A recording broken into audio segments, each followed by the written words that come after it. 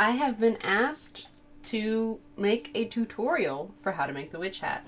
We're going to start here in Photoshop because I don't know how to animate. So we're going to...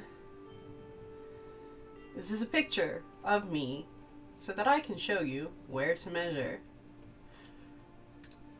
You're going to take a measurement where you want your hat to sit. So I wanted my hat to sit around the crown of my head here. So that is where I took my measurement. That works out to 22 inches on me. You're going to go to the website that is listed in the description. Your top width is going to be 1 because our seam allowance will come to a point, seam allowance of 1/2 inch on either side. Base width is going to be whatever measurement that you took for your head plus 1 inch. So that's 23 for me. Height, I decided I wanted a 9.5 inch height. It's much easier here if you go with a 1/2 inch height so that you can add 1/2 inch and then get a whole number here. So 9.5 plus 1/2 inch for seam allowance is 10. You calculate it. This is what you get. This is the triangle that you're going to cut out for your crown piece. These two sides will get sewn together. This will get sewn to the brim of your hat. For the ear flaps, you just take however wide it is to cover your ear, plus however long it is to go from the brim of your hat to your chin. I had a couple inches up here for playroom. You make a rectangle, and then you just, I used a teacup and just rounded that off. And that's your pattern piece for that. For the brim, you just need a circle that is the same circumference as your head. So I used an embroidery hoop, and I just walked around and measured.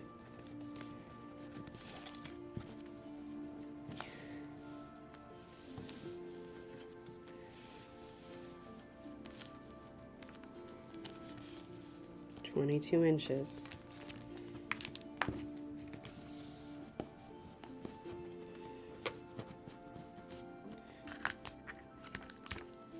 Then I taped it so it would stay.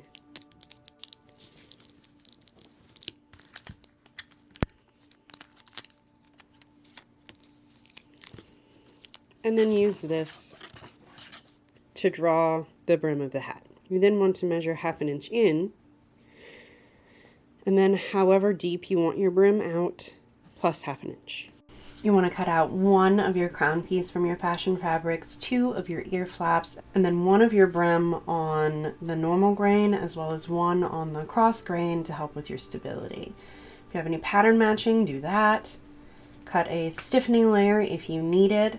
1 for the brim, 1 for the crown, and then 1 for each of your ear flaps. You're going to assemble your pieces. You want to make sure that you do the normal bagging out sandwich. If you've never sewn before, you want to make sure that you sew with right sides together so that when you flip things inside out, the right sides end up on the outside. That means that your stiffening layer is going to probably be the topmost layer. If you have a lot of wrinkles, make sure that you press things.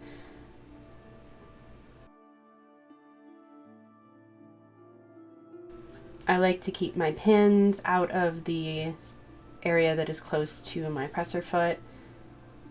Line everything up, get it ready for the machine. Again, right sides together and pinning outside the area where my presser foot will go when I sew.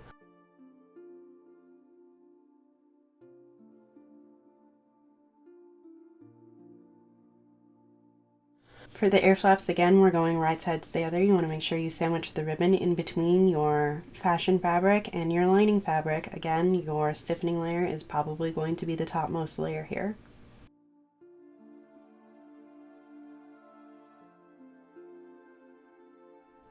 Next, we take it to the sewing machine. I have used a 1/2 inch seam allowance. Whatever seam allowance you have decided to use, make sure that you are being aware of your seam allowance. Next, you want to grade your seams so everything lies flat when you turn it inside out, and clip all of your curves so that, again, everything lies flat when you turn it inside out.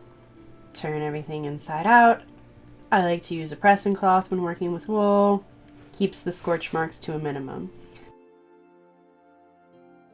After you line your brim and your hat up so that they meet well, just take it slow. This is not a place where you should rush. Attach the ear flaps to the hat. I go for a securing stitch, and then you can see the stitching from where the brim was attached. I'm going to slip stitch that so that is not visible because that bothers me. You don't have to do that on your hat if you do not want to do that. Just gonna hide that so I'm happier with the hat. This is all about bringing yourself joy. You do what you want to do on your hat.